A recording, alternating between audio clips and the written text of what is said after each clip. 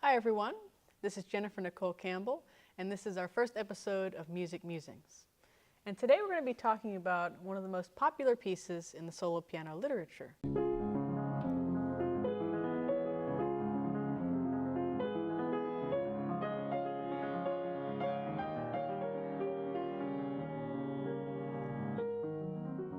So with the title, Clair de Lune, which means in the moonlight, Debussy already gives us this really special and vivid imagery. It's actually originally part of a four-movement work called Suite Bergamasque, and he wrote it when he was just 28 years old. We begin the piece very simply.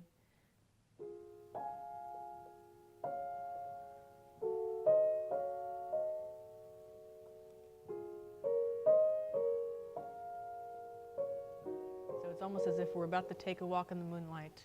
And yet we have these notes that Debussy points out. They're sort of curious notes, right? That perks our curiosity. So here's the first one, A natural. And then he pauses. There's another perk of curiosity. Again, a pause. So Debussy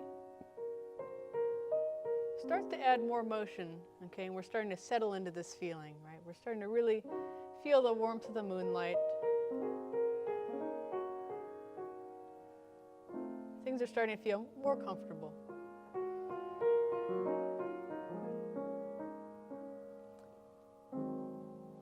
And here's where I think we have our first real magical moment in the piece. It's almost like Debussy's giving us a deep breath, and we're really starting to sit back, stand back, and really enjoy the feeling of the moonlight. So here we go.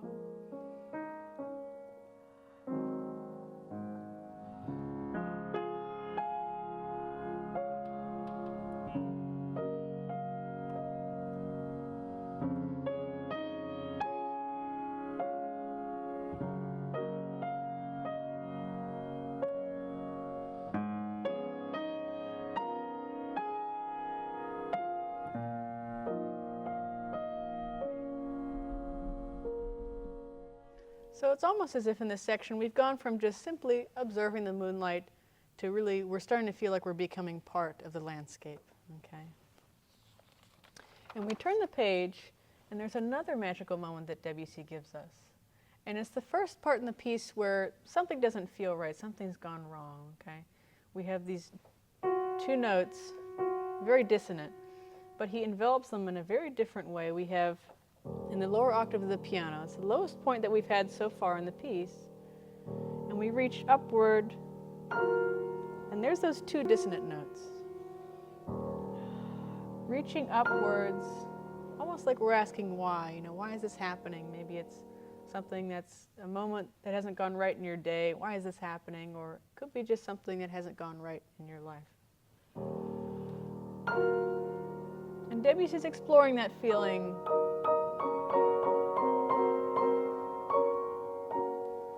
Adds a new note in the bass, reaching a little higher this time.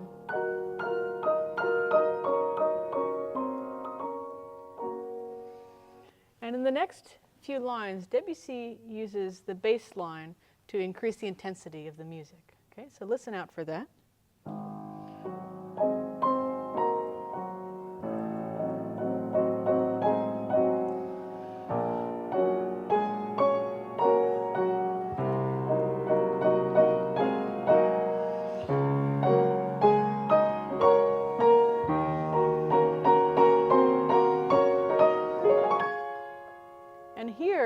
The bass suddenly drops out of the music, and we're left with just this feeling that we're uplifted, right? Instead of we have the bass keeping us anchored sort of on an earthly plane, we're now totally up in the sky and up in the moonlight, right?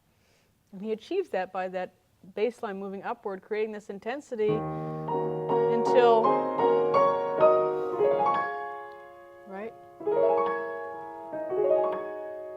So I think that's definitely the climax of this page, when the bass drops out. We're still asking why at this point, but then Debussy gives us an answer.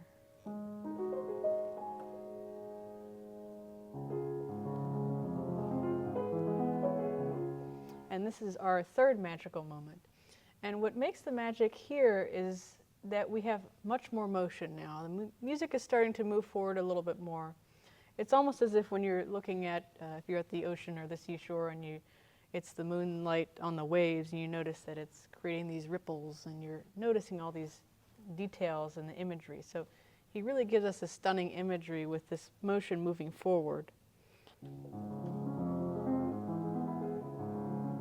So there's the motion, then we have our melody.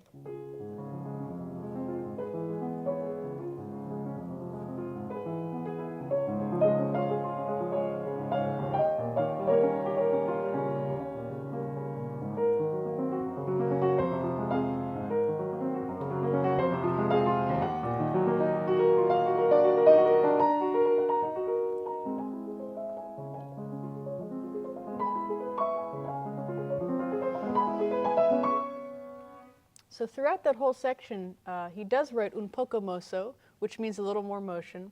So he definitely achieves that by the faster note values. Because of those qualities in the music and what he writes, it gives us this feeling that we're starting to feel more comfortable, and Debussy's almost encouraging us to just really enjoy. Forget about that more painful feeling that we had before. Now he's encouraging us to feel more relaxed and enjoy.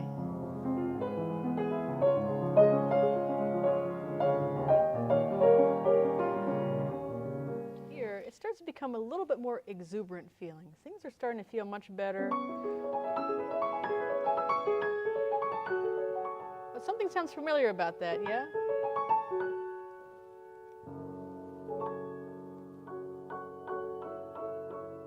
Sounds very similar to this. So again, that dissonance, but this time he offsets it because the notes are detached. He's including them in those waves that we had before, right? So now we have... So we can feel that pain, but it's detached and it's moving more quickly, so it's not as much of a focus.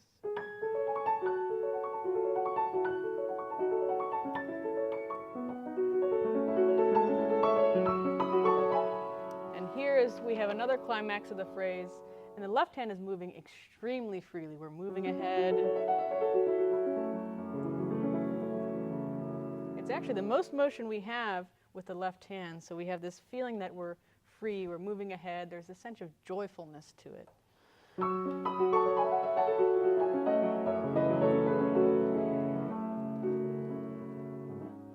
It's this feeling of joy that just seems to overflow into the music. And that comes from that section before.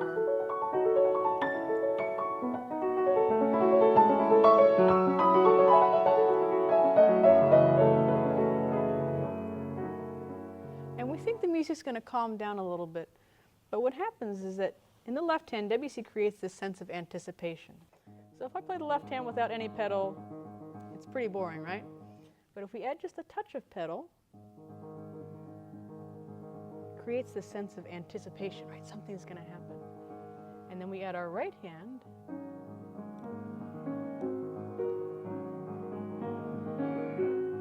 We have a conversation.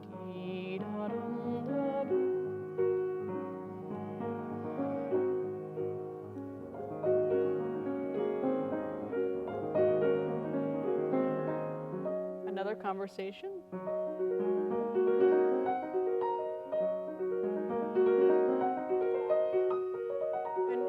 Going so well, right? But then something happens here. Right? It's very strange. Something happens with the music. We were enjoying everything so much, but we're turning back somehow. And then we discover that we're actually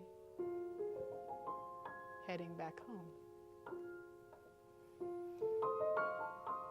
So this is another magical moment. We return back to the original theme of the beginning. But now we have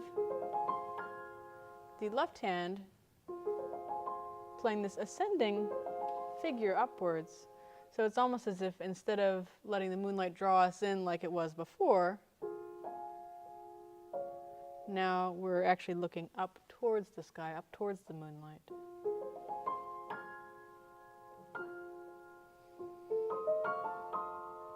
And he continues that ascending figure.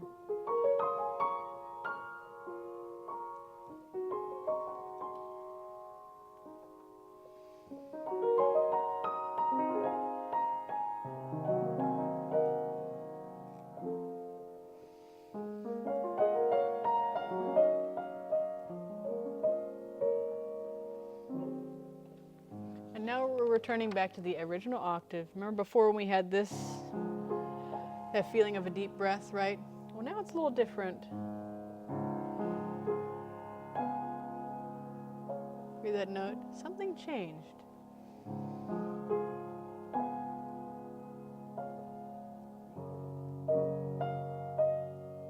Again, a new note. That's C flat. It's the same note each time.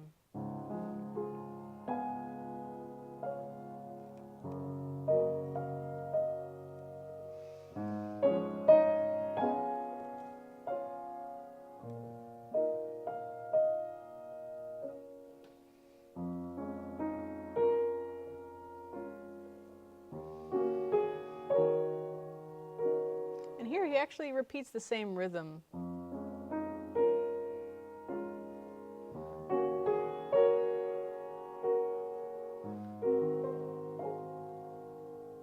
But because he changes the notes every time, it gives us a different feeling.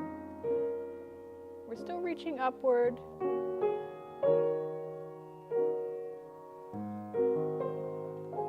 And that's the only time the left hand really kind of goes over the right hand. And then we return back to this familiar feeling that we had those ripples before, right? But this time he only imitates the ripples and he doesn't have the melody. So all we have is these waves. And then he has that reference to the melody. Da-da-dum. He holds it there in suspense and then lets it back down.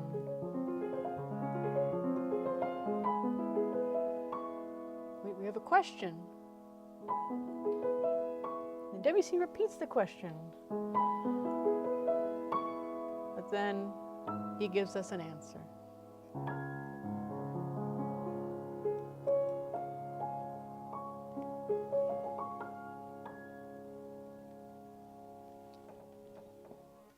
So the magic of Debussy's Clair de Lune is not that it's just a piece inspired by the moonlight, because much of music, especially around the Impressionistic era when Debussy lived, was inspired by nature and things around them. But the way that Debussy portrays the moonlight, right? We begin with a simple walk in the moonlight, but then we go through more painful moments in the music and then more joyful moments in the music, but we return back home. And when we return back home, however, we're changed inside because of those experiences that we've had, right?